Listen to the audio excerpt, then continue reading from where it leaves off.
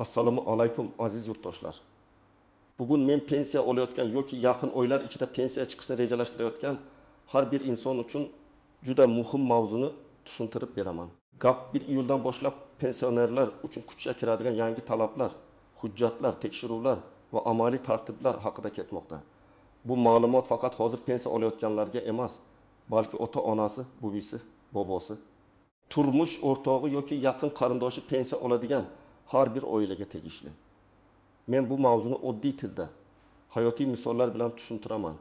Chunki ko'pchilik aynan kichik xatolar sabab pensiya to'lovida kechikish, qayta hisoblashdagi muammo yoki ortiqcha yugur-yugurga duch keladi. Shuning uchun videoni oxirigacha ko'ring. Hozirning o'zida kanalga obuna bo'ling, like bosing.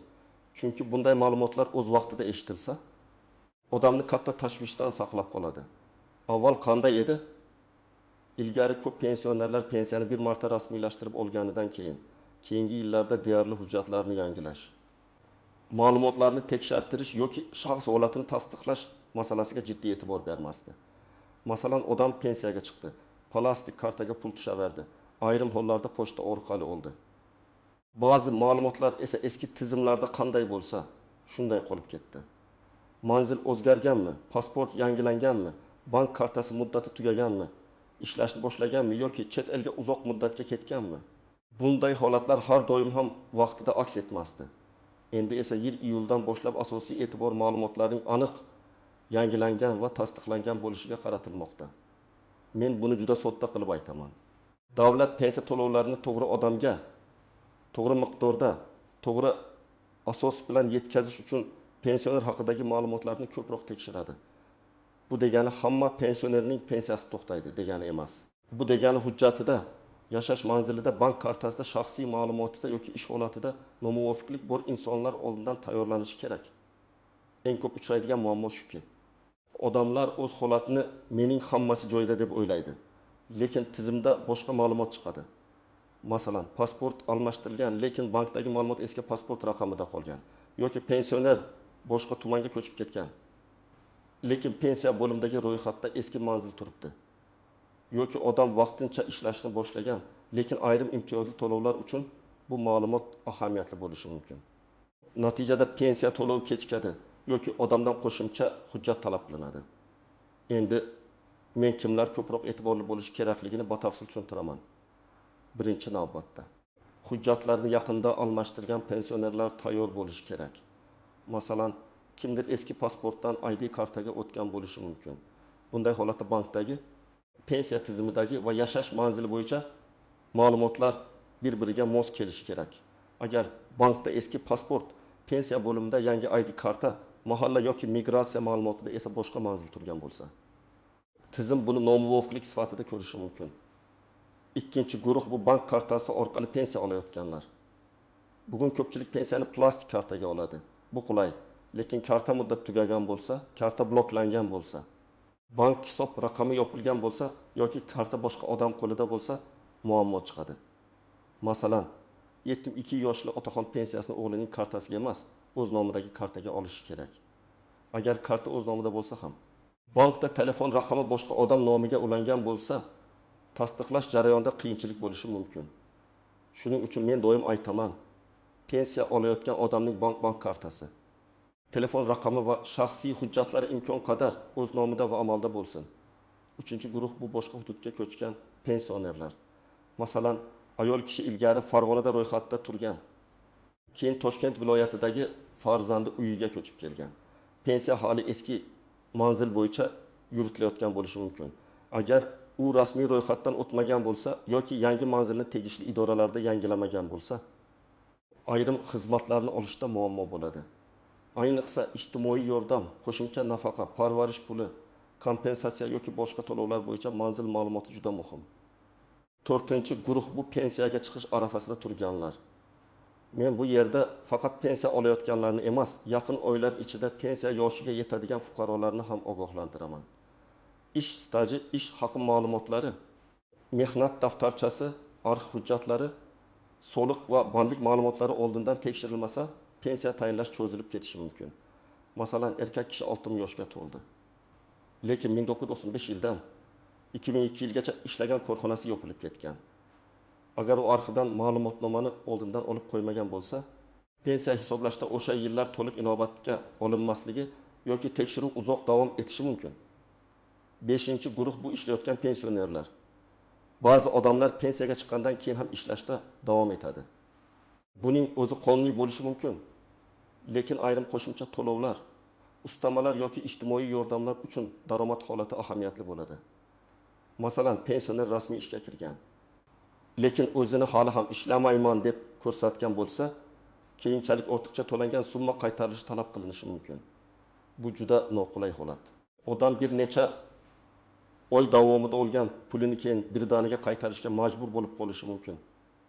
Endi aniq hayotiy misol ko'ramiz. Tasavvur qiling, 38 yoshli onaxon har oy 1.200.000 so'm pensiya oladi. U ID kartasini yangilagan, lekin bankka borib ma'lumotini yangilamagan.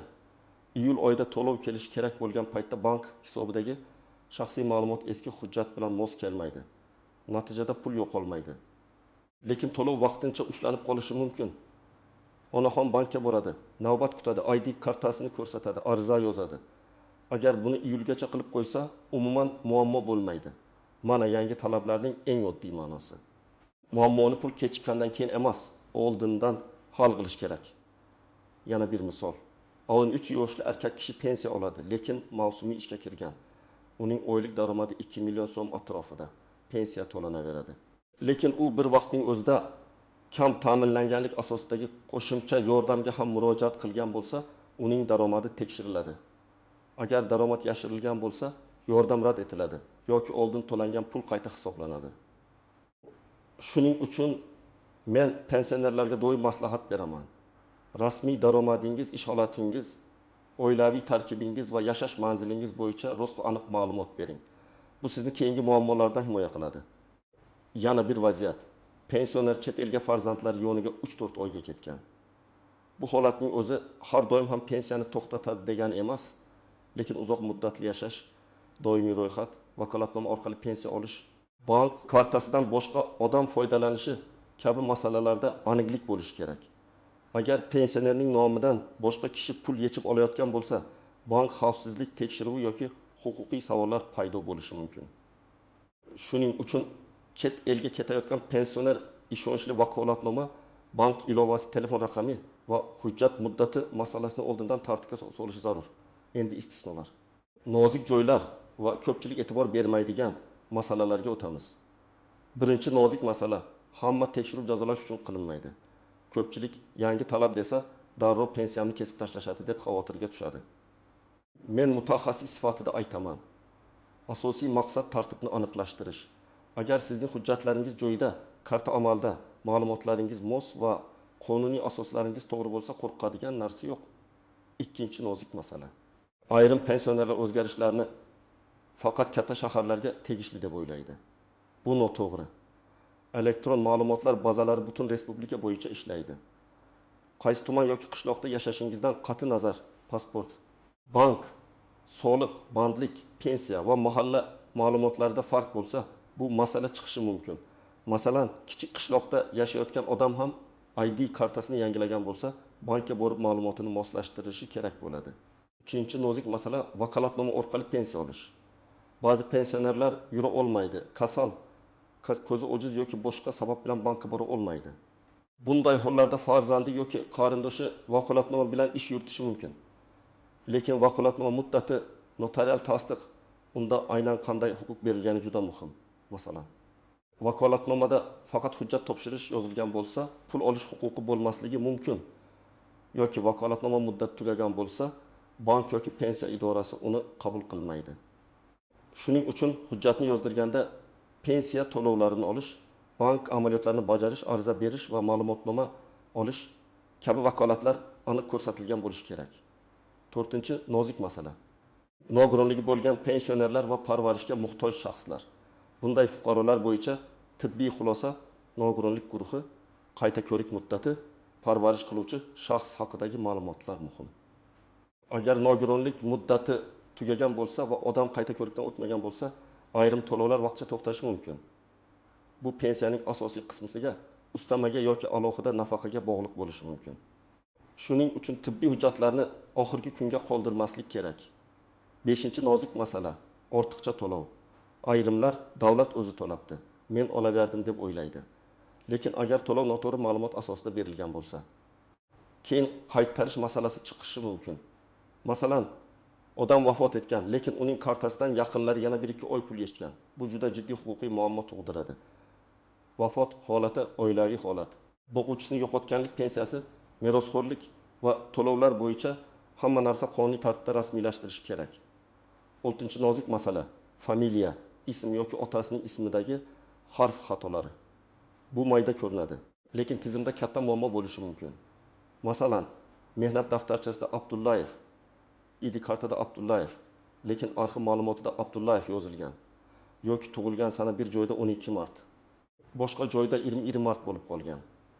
Pensiya hisoblashda ish stajini tasdiqlash uchun bunday farqlar albatta tekshiriladi. Agar hujjatlarda xato bo'lsa, arxiv ma'lumotnomasi, sud qarori yoki tegishli idoraning tuzatish xati talab qilinishi mumkin. 7-nozik masala ayollar uchun ish staji va bola parvarishi davrlari. Ko'p ayollar farzand tarbiyasi, dekret, vaqtincha ishlamaslik davrlarini pensiya hisobiga qanday ta'sir qilishini bilmaydi. Agar hujjatlar to'g'ri yig'ilsa, ayrim davrlar hisobga olinishi mumkin. Lekin buning uchun tug'ilganlik guvohnomalari, mehnat daftarchasi, ish joyidan ma'lumotnoma, arxiv hujjatlari kerak bo'ladi. Agar ayol kishi 20 yil ishlaganman deb o'ylasa-yu, tizimda faqat 15 yil ko'rinsa, pensiya miqdori kutilgandan kam chiqishi mumkin. Shuning uchun ayniqsa pensiyaga chiqish arafasida turgan ayollar hujjatlarini oldindan tekshirtirsin. Endi eng muhim qismga keldik. Nima qilish kerak? Men sizga aniq qadamlarni aytaman. Birinchi qadam: shaxsiy hujjatlaringizni tekshiring. ID karta yoki pasport muddati amaldami? Familiya va ism to'g'ri yozilganmi? Tug'ilgan sana mosmi? Yashash manzili to'g'rimi? Shularni ko'ring. Agar hujjat yaqinda almashtirilgan bo'lsa, bankka borib ma'lumotlarni yangilang. Ikkinchi qadam: bank kartangizni tekshiring. Karta o'z nomingizdami? Muddati tugamaganmi? Bloklanmaganmi? Telefon raqami to'g'ri ulanganmi? Bank ilovasiga kirish imkoningiz bormi? Agar siz telefondan foydalanmasangiz, ishonchli farzandingiz yoki yaqiningiz yordam bersin, lekin karta paroli, SMS kodi va shaxsiy ma'lumotlarni begona odamlarga bermang. Pensionerlar ko'pincha firibgarlar nishoniga aylanadi. Pensiyangiz oshadi, kodni ayting.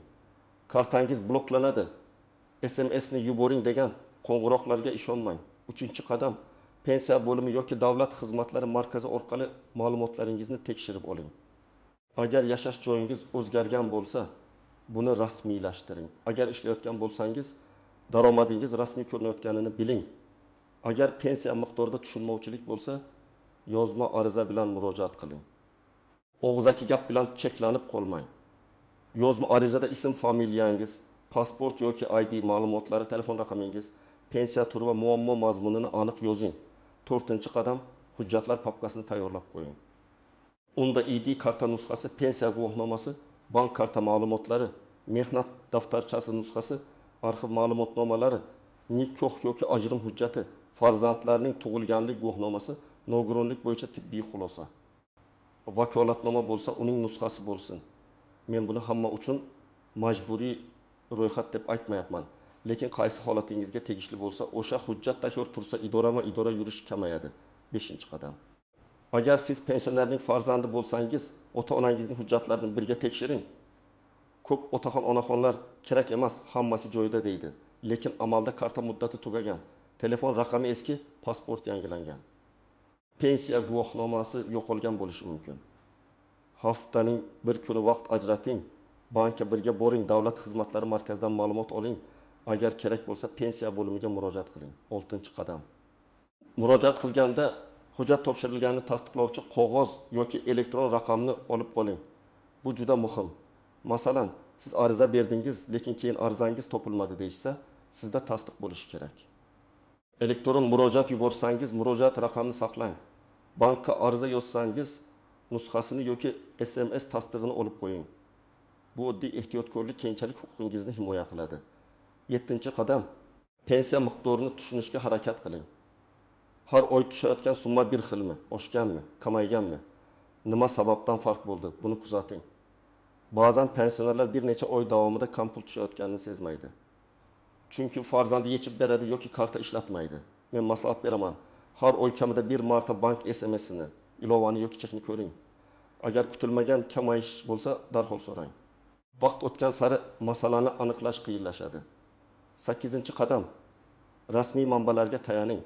Mahalla ko'yda hammaning pensiyasi to'xtar ekan. Endi pensiya olish uchun yangi soliq to'lash kerak ekan. Kartani almashtirmasang pul kuyadi degan gaplar ko'p tarqaladi. Har bir xabarga ishonib vahimaga tushmang. Pensiya jamg'arma davlat xizmatlari markazi bankning rasmiy bo'limi yoki ishonchli mutaxassisdan aniqlang. Men sizlarga ham shuni aytaman. Mish-mish emas, hujjat va rasmiy tushuntirish asosida harakat qiling. 9-qadam. Agar pensioner yura olmaydigan bo'lsa, masalani qarovchisiz qoldirmang. Notarial vakolatnoma rasmiylashtiring. Kerak bo'lsa uyga chaqirish xizmatlari haqida so'rang. Bank yoki idoraning masofaviy imkoniyatlarini tekshiring. Lekin pul olish huquqini kimga berayotganiga juda ehtiyot bo'ling. Bu farzand bo'lsa ham, qarindosh bo'lsa ham hujjatda nima yozilganini o'qib chiqing. Pensionerning roziligi, manfaatlari va xavfsizligi birinchi o'rinda turishi kerak. 10-qadam. Muammo bo'lsa, jim turmang. Pensiya kechikdimi? Miqdor noto'g'rimi? Hujjatda qabul qilinmadimi? Tushuntirish berilmadimi? Yozma murojaat qiling. Avval tuman pensiya bo'limi, keyin yuqori tashkilot, zarur bo'lsa huquqiy maslahat. Lekin har doim dalil bilan ish qiling. Hujjat nusxasi, ariza raqami, to'lov tarixi, bank ma'lumoti, tibbiy xulosa, arxiv javobi. Dalilsiz shikoyat ko'pincha uzoq cho'ziladi. Men alohida ta'kidlayman, iyuldan keyingi talablar odamlarni qiynash uchun emas. Ma'lumotlarni tartibga keltirish uchun muhim bo'lishi mumkin. Lekin bizning hayotimizda eng katta muammo talabning o'zi emas, unga tayyor bo'lmaslikdir. Agar hujjatlaringiz to'liq, ma'lumotlaringiz mos, bankingiz tartibli va murojaatlaringiz yozma bo'lsa, siz o'zingizni ham, oilangizni ham ortiqcha tashvishdan saqlaysiz. Bugun men sizga pensionerlar uchun 1-iyuldan e'tibor kuchayadigan asosiy masalalarni tushuntirdim. Hujjatlar mosligi, bank kartasi, yashash manzili, ish holati, vakolatnoma, nogironlik hujjatlari, arxiv ma'lumotlari va yozma murojaat tartibi. Eng muhim qoida shuki, muammo chiqqandan keyin yugurmasdan oldindan tekshirib qo'yish kerak. Agar siz pensioner bo'lsangiz, bugunoq hujjatlaringizni ko'rib chiqing. Agar ota-onangiz pensioner bo'lsa, ularga yordam bering. Izohlarda yozing. Sizning hududingizda pensiya olishda qanday muammolar uchrayapti? Karta, hujjat yoki pensiya miqdori bo'yicha savolingiz bormi? Videoga like bosing, kanalga obuna bo'ling va bu ma'lumotni albatta yaqinlaringizga yuboring. Chunki bitta vaqtida berilgan ogohlantirish butun oilani katta tashvishdan asrab qolishi mumkin.